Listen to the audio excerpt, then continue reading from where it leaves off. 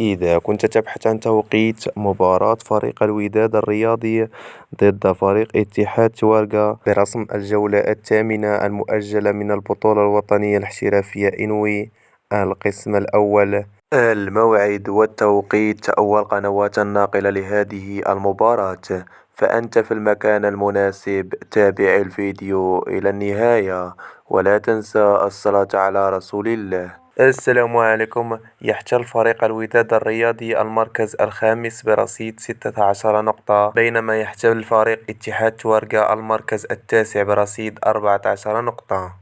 وسيواجه فريق الوداد الرياضي فريق اتحاد تورقة برسم الجولة الثامنة من مؤجل البطولة الوطنية الاحترافية إنوي، وذلك اليوم الثلاثاء الموافق 12 دجنبر 2023 على الساعة 6 مساء بتوقيت المغرب الجزائر تونس، وعلى الساعة 8 بتوقيت السعودية العراق. وسيتم نقل هذه المباراة على قناة الرياضية المغربية إن شاء الله.